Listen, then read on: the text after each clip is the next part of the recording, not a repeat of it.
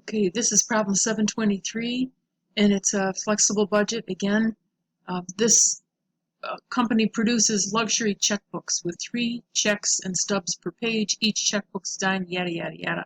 So they gave us this operating budget for the year.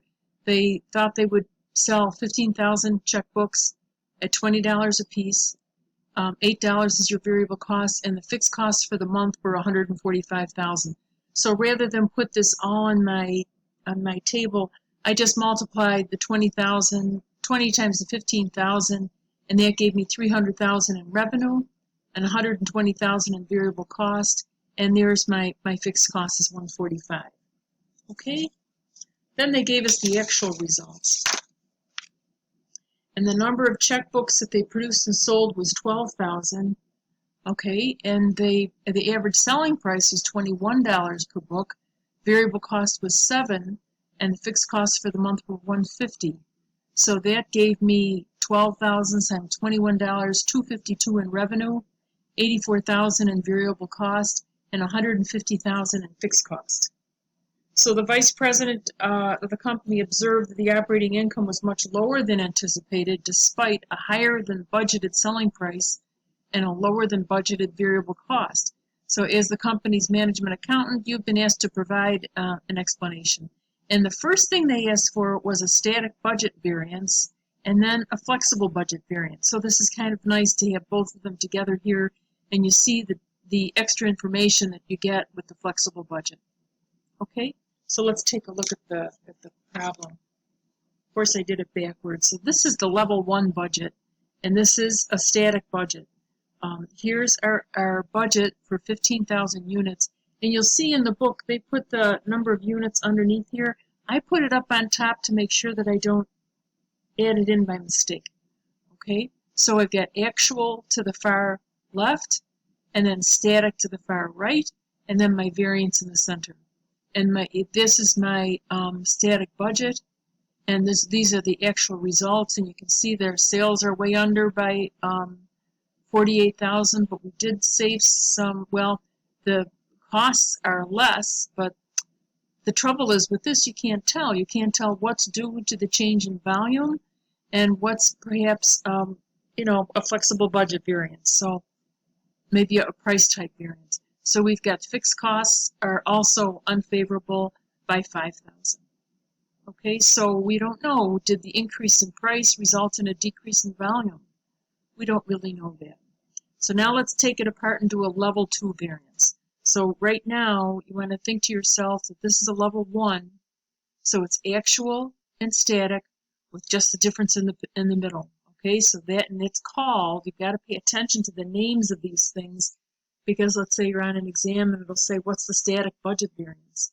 And you're like, oh geez, so that is simply the difference between budget and actual. Okay, so level 2. A level 2 takes it apart a little bit more.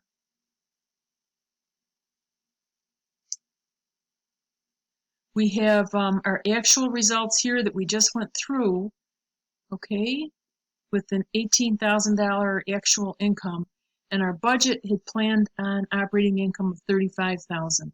Now for the flexible budget, we would use the actual units, 12,000 units, times the budgeted price, which was $20 per unit to sell, would have been $240,000. Okay, and there's our 12,000 units again, times the budgeted expense, variable cost of $8 per unit is $96. All right, and then we use our budgeted, don't forget, fixed costs. So what does this tell us? When we go to the flexible budget variance, you can see that our sales are higher. It's $12,000 favorable. Our costs are lower. That's $12,000 favorable for a net favorable variance contribution margin of $24,000. Okay, and the only thing we've got is fixed costs is unfavorable by $5,000. So the net is $19,000 favorable, looking at this from a flexible budget perspective. Okay, now we look at the effect of the change in sales volume. We planned on 15,000, but we only sold 12. Okay, and maybe it was the increase in price because they're selling it for how much more? They sold it for 21 rather than 20. that's $1, but who knows? Or maybe it's a real sensitive market. But that resulted in $60,000 of an unfavorable $60,000 variance. See, that's 3,000 units times $20, right? Yeah. And because here we're using the only difference that this reflects is the quantity difference. The unit pricing or cost is the same for both the budget and the flexible.